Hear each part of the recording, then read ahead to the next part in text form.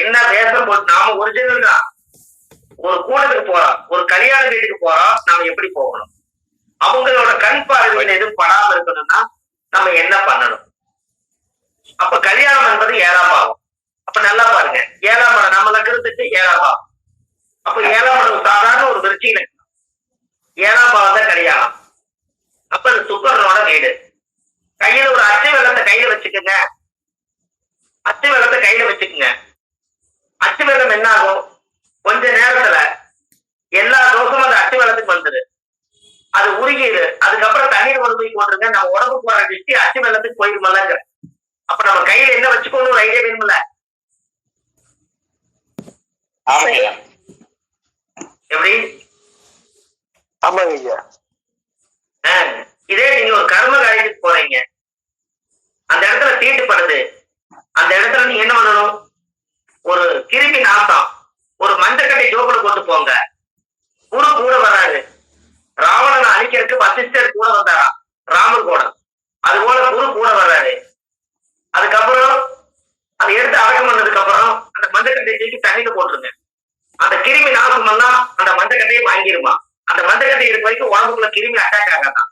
அப்ப அந்த காலத்திலேயே இறந்தவங்க எடுத்துட்டு போனா ஒரு சொம்பு தண்ணியில மஞ்சளை கலக்கி நடுவாசல ஊத்துவாங்க, பாத்துருக்கீங்களா? ஆமாங்க, தெளிப்பாங்க ஐயா. இறந்தவங்க மேல கூட தெளிச்சுதாங்க.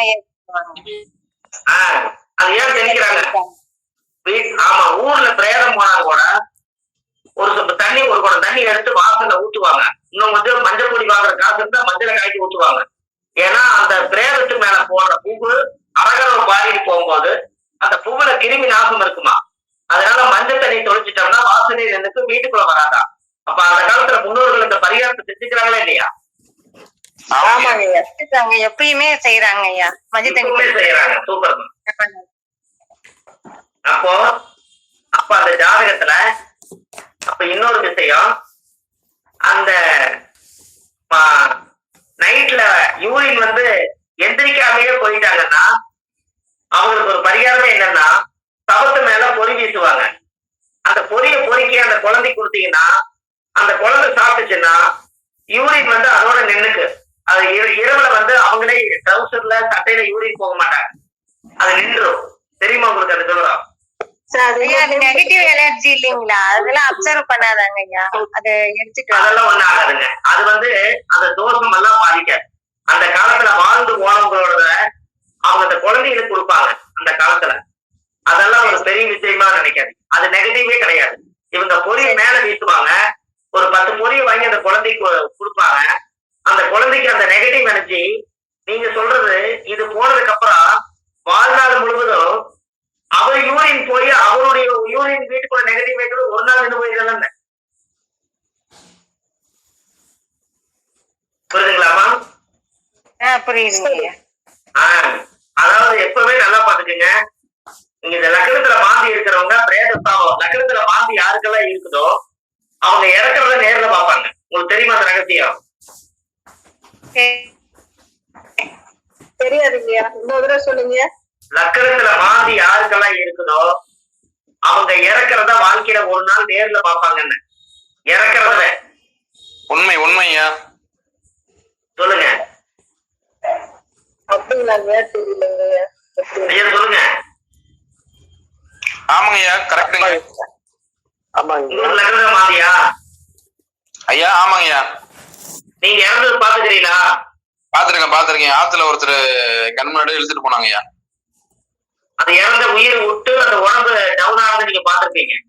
ஆமாங்கய்யா, அதை துடிச்சு அப்படியே நான் காப்பாத்த ட்ரை பண்ண முடியலைங்கய்யா. அவ்வளவுதான். இன்னும் சொல்ல போனோம்னா லக்னத்துல மாந்தி இருக்கிறவங்க பக்கத்துல நெருங்கி போனாங்கன்னா சீக்கிரமா இறந்துருவாங்க. லக்னத்துல மாந்தி யாருக்கெல்லாம் இருக்குதோ அவங்களுக்கு பிரேத சாபம் உண்டு. அப்ப அவங்க உடம்புல ஒரு மிகப்பெரிய நெகட்டிவ் இருக்குது. அந்த நெகட்டிவோட அவரே பல்ஸ் கம்மியா இருக்குது. பத்தாவது இவர் வேற போனாருன்னா இன்னும் எச்ச பல்ஸ் கம்மியாய் போயிடுவாருங்க. புரியுதுங்களா? ஆமாங்க. அம்மா உங்களுக்கு புரியுதா? புரியுதுங்கய்யா. நீங்க ஒருத்தர் தான் இருக்கீங்களாமா? லேடிஸ் உள்ள இருக்காங்களா? அமைதியா இருப்பாங்க எல்லாரும். ஐயா இருக்குங்க ஐயா. அம்மா கூட பேசுங்க. என்ன ஒருத்தரே சொல்லிட்டு இருக்காங்களா, அதனால நீங்க இருக்கீங்களான்னு தெரியறது இல்லை. ஏதாவது சின்ன வாய்ஸ் கொடுத்தீங்கன்னா சரி. சரி அதாவது அது என்ன, இப்போ ஒருத்தரா கேட்டாங்கன்னா அமைதியாயிடுறாங்க. உங்களுக்கு நீங்க ஏதாவது கேட்க வந்தா கூட ஒரு விஷயம் கிடைக்கும். கேட்காமயே அமைதியா இருந்தாங்கன்னா அந்த விஷயம் டவுன் ஆகி அடுத்த டாபிக்ல போயிருக்கும். எதுக்காக கேட்க சொல்றேன்னா, லக்கணத்துல மாந்தி யாருக்கெல்லாம் இருக்குதோ அவங்களுடைய குடும்பத்துல மனநிலை பாதிக்கப்பட்டு யாரோ ஒருத்தர் அட்ரஸ் தெரியாம போய் காணாம போய் இறந்துருவாங்க. இறந்ததுக்கு அப்புறம் அந்த பாடியை தொலாவி பார்த்தா கிடைக்காது. ஊரை விட்டு போய் 10 வருஷம் இருக்கும். அப்ப எங்கேயோ போய் அவர் இறந்துருவாரு. அப்ப இறந்த பாடிய எடுத்து அடக்கம் பண்ணா அது கிளீனா என்ன வந்து அப்படின்னு கேட்டீங்கன்னா, அந்த அடக்கம் பண்ண போது அனாதி நினைச்சு அடக்கம் பண்ணிடுவாங்க. அப்ப இவங்களோட ஜாதகத்துல அந்த அனாதி பாடிய அடக்கம் பண்றதுக்கு யாருமே இல்லாம இருந்ததுனால அந்த உயிர் இறக்கும் போது லக்கணத்துல மாந்தியோட ஆத்மாவும் சேர்ந்து அவங்களோட வம்சத்துல அடக்கம் பண்ணாதனால அவங்களோட கருவறைக்குள்ள அந்த குழந்தை லக்கணத்துல மாந்தி பிறக்கும் போது இந்த ஆத்மாவோட சாபம் அதுல உருவாயிடும். அதனால அந்த பிரேத சாபம் அது. அப்ப அந்த பிரேத சாபத்துக்கு சரியான பரிகாரமே அந்த லக்கணம் என்பது பாருங்க, மாந்திங்கிறது பிரேதம். லக்கணம் வந்து 2 மணி நேரத்துக்கு ஒருக்க பிரசவம் ஆகுது. ஒரு லக்கணம் நடக்குது. அப்போ ஒரு லக்கணம் 12-24 மணி நேரம். அப்ப ஒரு ஜாதகருக்கு லக்கணத்துல மாந்தி இருந்தா இந்த பிரபஞ்சம் மேல இருந்து பாத்துக்கிட்டு இருக்குமா, அது கரெக்டா பாத்துக்கிட்டு இருந்து போட்டு கரெக்டா இவருக்கு பிரேத சாபத்தை கொடுக்கணும்னு சொல்லி கடவுள் பிக்ஸ் பண்ணுவாராம். அப்ப பிரசவ வலி எடுத்து, இப்ப உதாரணத்துக்கு கடகத்துல மாந்தி இருக்குதுன்னா மிதனத்திலேயே வலி வந்துருமா, பிரசவ வலி வந்து துடிச்சு குழந்தை வெளியில் வரும்போது அந்த நேரம் கரெக்டா கடகத்துக்குள்ள வந்து லக்கணம் பிறக்குமா. அப்ப மாந்தியோட போய் இந்த லக்கணம் சேர்ந்துருது. கரெக்டா அந்த பிரேத சாபத்தை பிறக்கும் போதே பிக்ஸ் பண்ணுது. எப்படி? கரெக்டுங்க, ரொம்ப சிறப்புங்க, அருமையான விளக்குங்க. சிறப்புங்க ஐயா. ஏன் அவருக்கு பிரேத சாபம் இல்லைன்னா கடக லக்கணத்தை விட்டு சிம்ம லக்கணத்துல பிறக்கலாம்ல? பிறக்கலாங்க. அது ஏன் கடகத்துல மாந்தி கிட்டயே பிறக்கிறாங்க? இன்னும் சொல்ல போனா அந்த மாந்திய துல்லியமா கணக்கு போட்டீங்கன்னா, கம்ப்யூட்டர்ல கணக்கு போட்டீங்கன்னா, மாந்தி ஆயிலி நட்சத்திரத்துல இருக்குது, ஒரு பூச நட்சத்திரத்துல மாந்தி இருக்குதுன்னு வச்சுக்கோங்க. அந்த திருவாதிரை நட்சத்திரத்துல மாந்தி இருந்தா அந்த மாந்தி சாபம் இருக்குதுன்னு அர்த்தம். திருவாதிரை நட்சத்திரத்துல இல்ல, புனர்பூச நட்சத்திரத்துல 1ஆம் பாதம் விட்டுருங்க, மீதி 3 பாதத்துக்குள்ள கடகராசிக்குள்ள புனர்பூச நட்சத்திரம் இருக்கும். அதுல மாந்தி அதுல வந்து லக்கணம் பிறந்து மாந்தி பூச நட்சத்திரத்துல இருந்தா இவங்களுக்கு மாந்தி சாபம் இருக்குது. அதே போல அந்த லக்கணம் பூச நட்சத்திரத்துல விழுந்தாலும் அவங்களுக்கு மாந்தி சாபம் உண்டு. அதே பூச நட்சத்திரம் முடிஞ்சு ஆயிலி நட்சத்திரத்துல மாந்திய கடந்து லக்கணம் வந்துட்டா அவருக்கு பிரேத சாபம் இல்லை. எப்படி? சரிங்க. இப்ப உங்களுக்கு புரியுதுங்களா? புரியுதுங்க. பிரேத சாபம் அங்க வரல. அதாவது அந்த லக்கணம் போய் மாந்திய கலந்துட்டா அந்த பிரேத சாபம் அவங்களுக்கு வராது. ஏன்னா எல்லாத்துக்குமே லக்கணத்துல மாந்தினா பொதுவா போயிடும். பட்டிக்குள்ளார மாந்தி எந்த நட்சத்திரத்துல பிறக்கும் போது இருக்குதோ அந்த நட்சத்திரத்துக்குள்ள உட்பட்டு லக்கணம் பிக்ஸ் ஆனா மட்டும்தான் அவங்களுக்கு கடுமையான பிரேத சாபம். சரிங்க ஐயா, ஒரு சின்ன பிரேத சாபம் நம்ம குடும்பத்தை விட்டு சுத்தமா விலகணும்னா அவங்களுக்கு அனாதி பாடி எடுத்து அடக்கம் பண்றதுதான் பிரேத சாப நிவர்த்தி. பாருங்க, லக்கணத்துல மாந்தி இருந்தா அவங்க ஜாதகத்தை நீங்க போட்டோ எடுத்து வச்சுக்கோங்க. ஒரு இறுக்கமா இருக்கு அவங்களுடைய முகம், எப்பவுமே மூஞ்சி கலவாத மாதிரி அவங்களோட முகம் தேட்டஸே கிடைக்காது. ஒரு இருளையே வாழ்ந்துட்டு இருக்கிற மாதிரி இருக்கும் லக்கணத்துல மாந்தி. ஒரு அனாதி பாடி எடுத்து அடக்கம் பண்ணிட்டாங்கன்னா அதுக்கப்புறம் ஒரு 10 நாள் 20 நாள் கிளம்பிச்சு அவர் போட்டோ எடுங்க. முதல்ல எடுத்த போட்டாவுக்கும் அடக்கம் பண்ணதுக்கு அப்புறம் எடுத்த போட்டாவுக்கும் வித்தியாசம் தெரியும். சரிங்க, இப்ப புரியுதுங்களா உங்களுக்கு? ஏன் அப்படின்னா அவரு தீட்டு பிரேத சாபத்தோட இருந்த போட்டாவ பிரேதத்தை அடக்கம் பண்ணிட்டாருன்னா அந்த ஆத்மா அந்த முகத்துல இருந்து வெளியே போயிருங்க. ஆமாங்க. எந்த பிரேத சாபம் அவரை பிடிச்சிருந்ததோ அது உடம்பு விட்டு வெளியில போகும்போது ஒரு மிகப்பெரிய ஒரு பாரம் அவரை விட்டு வெளியில போயிடும். அதுக்கப்புறம் அவர் ரிலீஸ் ஆயிடுவாரு. முகம் குழந்தை தன்மையா மாறிக்கும். இதுக்கு ஒரே பரிகாரம் தெருநாய்க்கு கறி வைக்கிறதும் பிரேதம் எடுத்து அடக்கம் பண்றதும் தான் அனாதிபாடிய. அது ஒரு ட்ரஸ்ட் மூலியமா ஒரு போலீஸுடைய உரிமையில அரசாங்கத்தினுடைய சம்மதப்பட்டு அதை போய் செஞ்சுட்டு வந்துட்டாங்கன்னா அந்த குடும்பத்துல 7 தலைமுறைக்கு பிரேத சாவு வராது. சரிங்கய்யா. அப்ப அப்ப லக்கணத்துல பாம்பு இருந்தா பிரேத சாவம் தெரியுதா இல்லைங்களா? தெரியுதுங்கய்யா. இந்த ஜாதகத்துல எப்பவுமே இந்த மாதிரி விஷயங்கள் எல்லாம் நீங்க ரொம்ப தெளிவா வச்சுக்கணும். அப்ப உங்களுக்கு ரொம்ப நல்லது. பிரேத சாபத்துக்கு நீங்க லக்னத்துல மாந்தி கலந்திருந்தா கூட அந்த ஆயிலி நட்சத்திரத்துல தொடலினாலும் அந்த லக்னத்துல பொதுவா மாந்தி இருக்கிறவங்க இறந்துட்டாங்கன்னா வெறுங்கையில போகாம அவங்களுக்கு கிளீனா ஒரு மாலையோடு வாங்கிட்டு போய் அந்த ஆத்மாவுக்கு சாப்பிட்டீங்கன்னா அவருக்கு பொதுவாகவே குடும்பத்துல பிரேத சாபம் வராதுங்கய்யா. அப்ப அந்த மாந்தி சாபம் வரதுக்கு காரணங்க ஐயா என்னங்க? அந்த மாந்தி சாபம்னு சொல்றீங்க இல்லைங்க, அதோடைய காரணம் என்னங்கய்யா? மூல காரணம் மாந்தி சாபத்துக்குங்களாமா? ஆமாங்க ஐயா. நல்லா பாருங்க, சூரியனுடைய மகன் சனி, சனியினுடன் மகன் மாந்தி. அப்போ அந்த காலத்துல ராவணனுடைய மனைவிதானே இந்திரஜித்து. ஆமாங்க. அவங்களுக்கு பிறந்த குழந்தை பிறந்ததே ராவணன் நவகிரகத்துக்கு கட்டி ஆளக்கூடிய சக்தி இருக்க போது அந்த வீட்டுல ஜோசியர் போய் கேட்டிருக்காரு, இந்த குழந்தை இறந்தே பிறக்கணும் விதி இருக்குதுன்னு சொல்லியிருக்காங்க. அவங்க இறந்தே விதி இருக்குன்னு சொன்னே உடனே சனி பகவானை கூப்பிட்டு ராவணனே கட்டளை போட்டாராம், எனக்கு அதெல்லாம் தெரியாது, என்னுடைய குழந்தையே நாட்டை ஆளணும், என்ன மாதிரி போருக்கு போகணும், என்ன மாதிரி வீரன் ஆகணும், அதுக்கு நீங்க என்ன பண்ணுவீங்களோ என் குழந்தைய உயிரோட கொண்டு வாங்கன்னு சொல்லலாம். சனி பகவானே சம்மதப்பட்டு ராவன் ஒரு சிவன் பக்தர் இப்பேற்பட்ட ஒரு கேட்டாருன்னு சொல்லி போட்டு அப்படி வேர்த்து ஒழுகுச்சான் அந்த தவம் பண்ணும் போது. அப்ப அந்த சனி பகவான் என்ன பண்ணாராம், ஒரு பச்சரிசி மாவுல மாக்கோலம் போட்டு கழுத்தை தேய்ச்சிக்கிட்டே இருந்திருக்கிறார். தேய்க்க தேய்க்க தேய்க்க தேய்க்க அழுக்கு வந்திருக்குது. அதுக்கு உடனே சனி பகவான் அழுக்க உருட்டி ஒரு குழுக மாதிரி உருண்டி பண்ணி இதுல ஒரு சாபத்தை கொடுக்கிறார். நான் இந்த ராசியில எந்த கட்டத்துல கொண்டு போய் இந்த மாந்திய நான் இந்த குழுகை கொண்டு போய் நான் வைக்கிறனோ அந்த வீட்டுக்கு வரும்போது அது இறந்துடணும், அதுக்கப்புறம் என்னமோ நடந்துட்டு போகுதுன்னு சொல்லி லக்னத்துக்கு 8 கொண்டு போய் மாந்தி வைக்கிறார். அப்போ 8ஆம் இடத்துல கொண்டு போய் மாந்தி வைக்கிறார். அப்போ மாந்திக்கு 4 வருஷம் ஒரு கால்குலேஷன். அப்ப 8 நாள் எவ்வளவுங்க? 32. 32. 8 நாள் 32 வயசு வரும்போது அவர் வீரன் ஆகிறாரு. அப்பதான் அவருக்கு 8 நாள் 32 வரும்போது அவருக்கு ஒரு கண்டம் வருது. ஜென்ம ராமர் வனத்திலே சீதை தெரிவித்ததும், சீதராக 3 துரியோதனன் படைமானதும், இன்மை 8 வாலிப பட்டம் இழந்து போனதும், ஈசனா ரூபத்திலே தலையோட்டில் பிச்சை எடுத்ததும், தர்மபுத்திர நாளிலே வனவேசப்படி போனதும், சத்தியமா முடியாட்டிலே யானைக்காலை தலைவித்ததும், உண்மை ஒற்றிட ராவணன் முடி 12 விழுந்ததும். இப்படி வரும்போது அந்த போருக்கு போகும்போது 8ஆம் இடத்துக்கு கரெக்டா அந்த மாந்தி வரும்போது 32 வயசுல அந்த போர்ல தலை சாஞ்சாடுறாங்க. அதனால அந்த மாந்தி கரெக்டா அந்த உயரம் அந்த இடத்துல ஒரு கண்டம் பண்ணிருக்கு. அதனாலதான் 8ல மாந்தி இருக்கிறவங்க ஒரு ஆயுதம் ஒண்ணு பண்ணிக்கீங்கன்னு சொல்றோம். சரி சரிங்க. இந்த விளக்கம் எல்லாம் உங்களுக்கு கேட்டதானே கிடைக்குது? ஆமாங்க ஆமாங்க, இது கிடைக்காத விளக்கங்க எங்களுக்கு.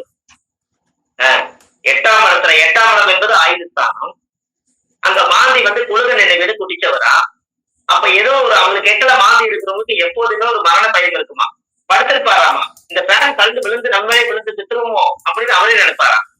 படுத்து போகும்போது நாம ஒதுங்கி போனாலும் அவன் நம்மள அடிச்சிருவானோ அப்படின்னு நினைப்பாரா. இப்படி அந்த மரண பயத்தை 8ஆம் பாவங்கிறது அந்த மனசை பதட்டப்படுத்திக்கிட்டே இருக்குமா. அதனாலதான் 8ல மாந்தி இருக்கிறவங்களுக்கு ஒரு ஐயப்பன் கோயில வச்சு ஒரு ஆயுதம் ஒண்ணு பண்ணி அந்த தீர்த்தம் எடுத்து ஊத்துனாங்கன்னா அவங்களுக்கு அந்த ஆயுத தோசை நிவர்த்தியா. சரிங்க. அது 8ல மாந்தி இருக்கிறவங்க ஒரு பசுமாடும் கண்ணுக்குட்டி வாங்கி உயிரோட ஒரு சிவன் கோயிலுக்கு தானம் பண்ண சொல்லுங்க. உடலுக்கு பதிலா உடலும், உயிருக்கு பதிலா நம்மளோட உயிரை கொடுக்கறதுக்கு பதிலா சிவனுடைய வாகனத்தவே நீங்க தானமா கொடுத்துட்டா சிவன் கொஞ்ச நாளைக்கு நம்மளை பார்த்து காப்பாத்தி வைப்பார். ஐயா ஒரு சந்தேகங்கய்யா, பெருமாள் கோயிலுக்கு தானம் கொடுக்குறாங்க ஐயா, கண்ணுக்குட்டி இதெல்லாம் சிவனுக்கும் கொடுக்குறாங்க ஐயா. ஆஹ் பெருமாள் கோயிலுக்கு தானம் கொடுக்கறாங்க ஐயா, கண்ணுக்குட்டி இந்த மாதிரி எல்லாம். சரி சிவன் கோயிலுக்கும் தருவாங்களாங்க ஐயா? ஐயா, இப்ப நீங்க ராமேஸ்வரத்துல போய் பாருங்க, சிவன் கோயிலுக்கு நிறைய மாடுகள் இருக்கு. அது எல்லாமே நேர்ந்து விட்டா தானேங்கம்மா, ஒவ்வொருத்தர் கொண்டு விட்டுட்டு போறதானே. ஓ சரி சரிங்க ஐயா. அப்படி இல்லைங்கம்மா, அதுல 2-3 விஷயம் இருக்குது. நாமம் போட்டு நாராயணம் பாடுறவங்க, ராமர் பூஜை இப்படி நாமம் போடுறவங்க, பெருமாள் கும்பிடுறவங்க, அவங்க பெருமாளோட தெய்வத்துக்கே அவங்க நேர்த்திக்காக வச்சு அவங்க தெய்வத்துக்கே சமர்ப்பணம் பண்ணிக்குவாங்க. அவங்க போய் சிவன் கோயிலுக்கு போக மாட்டாங்கல்ல. ஆமாங்க. அதனால அவங்க அவங்களுக்கே கும்பிட்டுக்குவாங்க. சரி சரி சரிங்க. அது அதனுடைய அமைப்பு தான் அந்த விஷயங்கள். அப்ப அதெல்லாம் அந்த காலத்துல 8ஆம் இடத்தை என்னைக்குமே 7-8 சுத்தம்னு வச்சாங்களே, அந்த காலத்துல சொன்ன வார்த்தை என்னன்னு பாருங்க. 7-8 சுத்தமா இருந்தா அந்த வாழ்க்கை கொஞ்சம் நல்லா இருக்குமாப்பா அப்படி எதுக்கு சொன்னாங்க. 7ஆம் இடம் கல்யாணத்துக்கு ஆகி 8ஆம் பாவமா, அதனால 7-8 சுத்தம். எப்படி? சரிங்க. 7-8 சுத்தம்னா அந்த ஜாதகருக்கு கல்யாணம் 7ஆம் பாவம், கல்யாணம் முடிச்சு வச்சா உயிரோட இருப்பாங்கிறதுக்கு 8ஆம் பாவம், ஆயுதம் நல்லா இருக்குது, கல்யாணம் நல்லா இருக்கு. அப்படி சரி சரிங்க. அதனால அது சுத்தமா இருக்கணும்.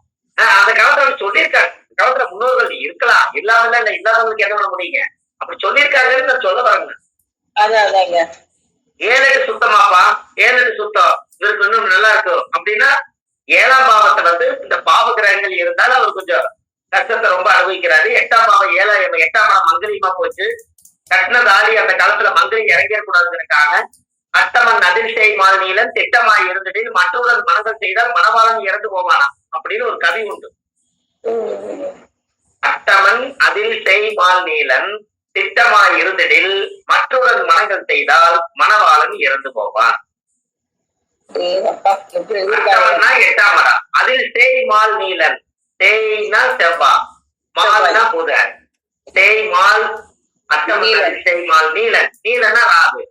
ராகு புதன் செவ்வாய் 3 கூடி 8ஆம் இடத்துல இருந்தால் அந்த ஜாதகருக்கு அட்டமன் அதிசய மால் நீலன் திட்டமாய் இருந்திடு.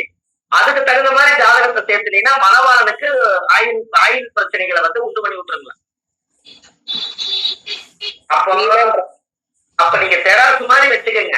அதனாலதான் தெராசுன்னு வச்சாங்க. நல்லா பாருங்க, ஒரு கிரகத்தோட அளவு நீங்க வச்சுக்கோங்க. 8ஆம் பாவத்துல ஒரு பாவ கிரகம் இருந்தா, அதே பொண்ணுக்கு ஒரு பாவ கிரகம் இருந்தா 8ஆம் பாவம் 2 பேருக்கு ஈக்குவலா இருக்கும்.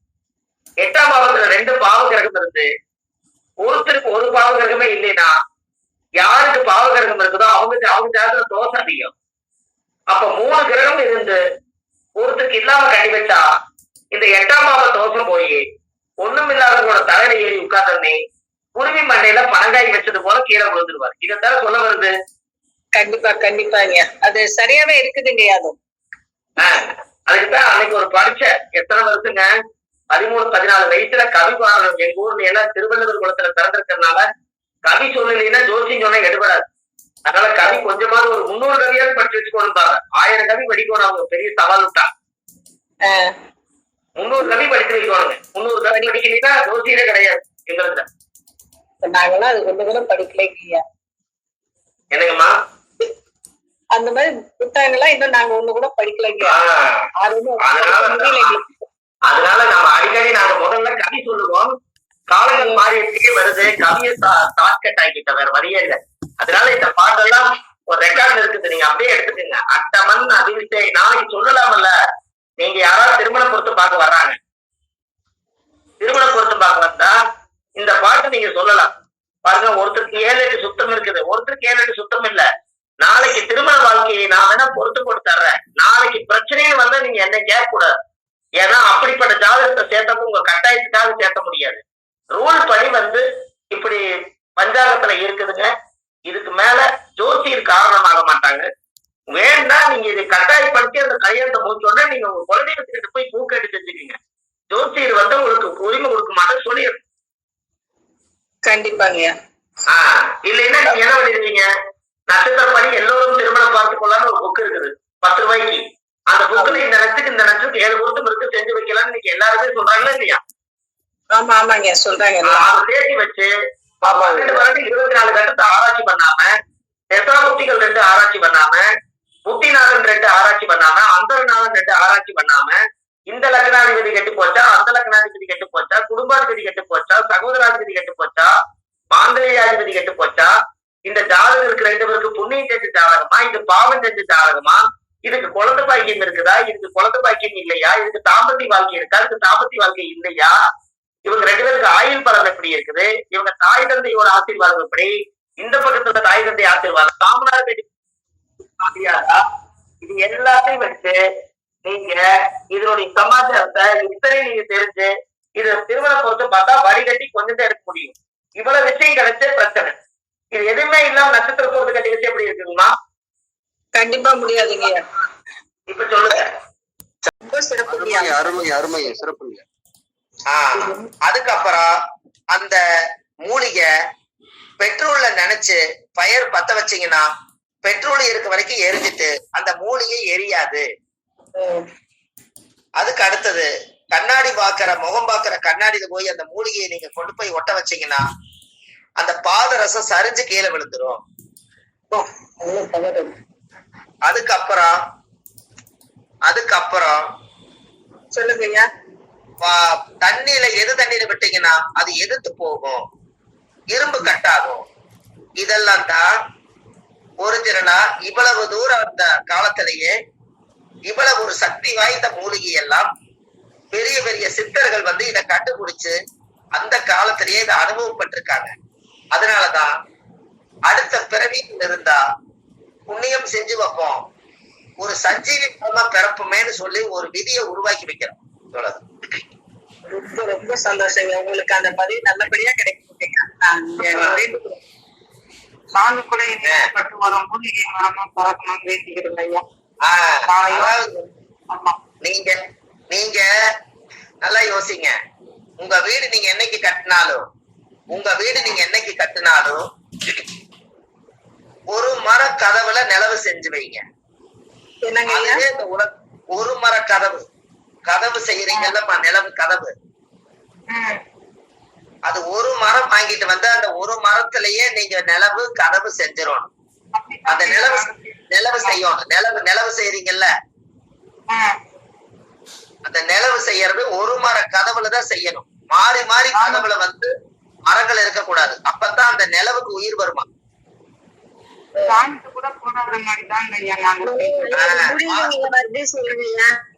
எனக்கு அதாவது நீங்க வீடு கட்டும் போது ஆசாரியார வச்சு மரம் எடுப்பீங்க. அந்த மரம் வந்து நிலவு வந்து வைக்கிறதுக்கு நிலவு நிறுத்துறீங்களா, அது வந்து ஒரே ஒரு மரத்துல நீங்க வீட்லயே நிலவு செஞ்சு அதை வச்சு நீங்க வந்து நிலவை நிறுத்தி வைங்க. முதல் முன்வாசல்ல எந்த வாஸ்து குற்ற தோஷம் இருந்தாலும் நிவர்த்தி ஆயிடும். ஏன்னா இந்த நிலவுக்குள்ள பூந்துதான் ஊட்டவே சுத்தி பார்க்க முடியும். அப்ப நிலவுக்கே பல மரங்கள் இருந்துச்சுன்னா பல தோஷங்கள் அதுல இருக்கும். ஒரு மரம் இருந்தா அந்த ஒரு சக்தி மட்டும் முன்னாடி இருக்கும்னு புரிஞ்சுங்களா? அது நீங்க பெங்களூர் சைடு எல்லாம் போய் பாருங்க.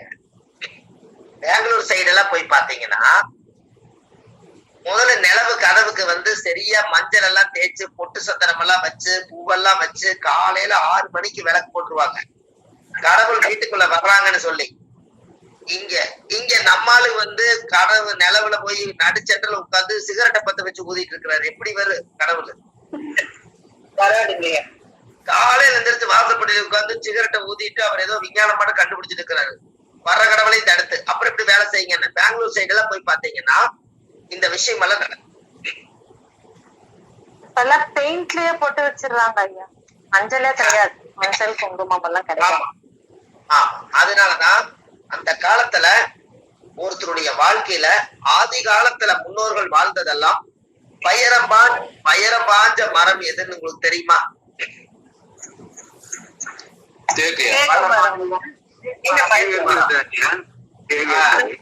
தேக்கு மரம். கரெக்டா சொன்னீங்க. வயசு ஆனாதான் தேக்குக்கு மதிப்பு பாத்துக்குங்க. அது போலதான் நம்மளும் வயசானா நம்ம தேக்கு மரமா இருக்கணும், வயசு ஆக ஆக தேக்கு மரமா இருக்கணும். வயசானாதான் தேக்குக்கு மரியாதை. தண்டு மாதிரி ஒரு கை கலவா இருக்கிற தேக்குக்கு வந்து கண்ணுக்கு தெரியாது, யாருமே அதை எடுத்துட்டு போக மாட்டாங்க. வயசு ஆனாதான் தேக்குக்கு மரியாதை. அப்ப வைரம் பாஞ்ச மரம் தேக்குன்னா அப்ப சூரியன் வந்து வைரம் பாஞ்ச மரமா வருதா இல்லையா? ஆமாங்க ஐயா. அப்ப சூரியன் வந்து வைரம் பாஞ்ச மரமா வர்றதுனால அப்ப நீங்க என்ன பண்ணணும்னா, வைரம் பாஞ்ச மரம்னு ஒண்ணு வந்துருச்சுனாலே நம்ம சக்தியான தேக்குல வந்து அந்த காலத்துல வீடு கட்டி தேக்குலயே எல்லாமே ஈட்டி மாதிரி நல்லா அழகா பாலிஷ் பண்ணி இரும்பே யூஸ் பண்ணாம மூலிகையிலேயே அவங்க வாழ்ந்ததுனாலதான் தேக்கு மரத்துல சூரியனோட ஆதிக்கம் அதிகமா இருக்கிறதுனாலதான் அந்த வீட்டுல அதிகாரத்தோட அவர் வாழ்ந்து பொழைச்சு கம்பீரமா இருந்து வாழ்ந்து பொழைச்சிட்டு போனாங்க. அதுக்கு வைரம் பாஞ்ச மரங்களை போட்டுதான் வீடு வாசல் கட்டியிருக்காங்க. எப்படி? கரெக்டுங்க. அப்ப சூரியனோட ஆதிக்கம் யார் வீட்ல எல்லாம் தேக்கு மரம் இருக்குதோ அந்த வீட்டுல சூரியனுடைய பவர் அதிகமா இருக்கு. அப்போ நீங்க ஜோதிடம் சொல்லக்கூடியவங்க சூரியனா இருக்கணும்னா தேக்கு மரத்துல ஒரு டேபிள் செஞ்சு அதுல உட்கார்ந்து நீங்க ஜோதிடம் பாருங்க, அதுல உட்கார்ந்து வாக்கு சொல்லுங்க. சூரியனோட ஆதிக்கம் அதிகமா இருக்குமல்ல? கண்டிப்பா இருக்குங்க. கண்டிப்பா இருக்குங்க. தேக்கு மர பலகையில உட்காருங்க, தேக்கு மர சேர்ல உட்காருங்க. ஏன் அப்படின்னா எல்லாத்தையும் சக்திகளையும் தேக்கி வைக்கக்கூடிய ஒரே பொருள் தேக்கு மரம். கண்டிப்பா. அதனாலதான் கயாவுல போய் பிண்டம் கொடுக்கும் போது தேக்கு இலையில தான் பிண்டம் கொடுப்பாங்க, வாழை இலையில கொடுக்க மாட்டாங்க. அப்ப தேக்கு மரத்தினுடைய இலை வட்டமா இருக்கும். அதுல கோதுமை மாவுலதான் 32 உருண்டை முடிச்சு அந்த 32 உருண்டைக்கும் கயாவுல வந்து திதி கொடுத்துட்டு சூரியன் என்பது கோதுமை, ஆத்மாவை வந்து ஆத்மா சாந்தி பண்றதுக்காக கோதுமை மாவுல பிண்டம் பிடிச்சு தேக்கலையில பிணைச்சு கொண்டு போய் மகாவிஷ்ணுடைய பாதத்துல கொண்டு போய் சமர்ப்பணம் பண்றாங்க. ஆமாங்க ஐயா. ஆனா நாங்க செய்தோங்க ஐயா, 7-8 வருஷம் ஆயிடுச்சு. ஆனா இந்த காரணம் எல்லாம் அப்படியே இப்ப நீங்க சொல்லும் போது கரெக்டா தெரியுது. அந்த இலை அப்படிதான் இருந்தது. கோதுமை மாவுலதான் அவங்க பிண்டமே ரெடி பண்ணாங்க. கயால வந்து இருக்குன்னு சொல்லி தேக்கு மரத்துல ஒரு துண்டும் கூட நீங்க தொழில் செய்யற இடத்துல சூரியன் திசை சூரியன் புத்தி நடக்கிறவங்க, ஜாதகத்துல சூரியன் நீசமா இருக்கிறவங்க தேக்கு மரத்துல அந்த காலத்துல ராஜாக்கள் எல்லாம் ஒரு செங்கோல் மாதிரி வச்சிருப்பாங்க. அது மாதிரி ஒரு அழகா உருட்டி அதுக்கு ஒரு வெள்ளி பூணு போட்டு ஜக்கம்மா குறி சொல்ற மாதிரி ஒண்ணு நீங்க கையில வச்சுட்டீங்கன்னா உங்க உடம்புல சூரியனோட ஆதிக்கத்துல நீங்க குறி சொல்லுவீங்க, ஜாதகம் சொல்லுவீங்க. ஃபர்ஸ்ட் கிளாஸ் வேலை செய்யும்ல? கண்டிப்பா செய்யுங்க. அப்ப சிம்ம ராசிக்காரங்க அந்த மாதிரி வச்சுக்கலாமாங்க ஐயா? வச்சுக்கலாமே ஐயா. எல்லாரும் யூஸ் பண்ணலாங்களா? இல்ல, எல்லாரும் பண்றதுங்கிறது பொதுவான விதி. ஆனா அதுக்கு சம்மந்தப்பட்டது என்னன்னா சூரியன் ஆதிக்கம் அதிகமா வேணுங்கிறவங்க இப்ப நீங்க நல்லா பாருங்க, பெரிய பெரிய முதலமைச்சர்கள், பெரிய பெரிய மாடாதிபதிகள், பெரிய பெரிய மகான்கள், முன்னாள் முதல்வர்கள் இவங்களெல்லாம் வந்து வைரம் பாஞ்ச மரத்துல உட்கார்ந்துதான் தீர்ப்பு சொல்லியிருக்காங்க. கண்டிப்பா. பெரிய பெரிய மனிதர்கள் எல்லாம் தேக்கு மரத்துலதான் உட்காருவாங்க. அதே போல மீன லக்கணக்காரங்க யூஸ் பண்ணலாமா ஐயா? எனக்கு ஐயா மீனத்துக்கு ஐயா யூஸ் பண்ணலாமா ஐயா? இல்ல, மீன லக்கணங்கிறதே இல்லைங்க. லக்கணமோ ராசி நட்சத்திரமே இல்ல. வைரம் பாஞ்ச மரம் எதுன்னு கேட்டா தேக்கு மரம். இந்த தேக்கு மரம் எல்லாம் தர்ம வழியில சேர்ந்தது. பொதுவா யாரு வேணாலும் யூஸ் பண்ணலாம். சரிங்க சரிங்க. இப்ப உங்களுடைய ஜாதகத்துல நீங்க ஒண்ணும் வேண்டாம், தேக்கு இலை இருக்குது இல்லைங்களா, அந்த இலையில சூரியன் திசை நடக்கிறவங்க, சூரிய புத்தி நடக்கிறவங்க, சூரியன் நீச்சமா இருக்கிறவங்க தேக்கலையில சாப்பாடு போட்டு தினம் தினம் சாப்பிடுங்க. உங்களுடைய வீட்டுல காற்று மனம் தங்கு, நோய் தீரும், சூரியனோட ஆதிக்கம் அதிகமா வரும்ல. சரிங்க சரிங்க. இப்ப தேக்கலையில கோயில் பண்டாரம் வந்து விசேஷம்னா வீட்டுக்கு தேக்கையில தான் ஐயா தருவாங்க. அந்த பின்னி தேக்கை பதப்படுத்தி அப்ப சொல்றீங்க. அப்புறம் நீங்க இந்த தொன்னையெல்லாம் வருதல்லம்மா, தொன்னை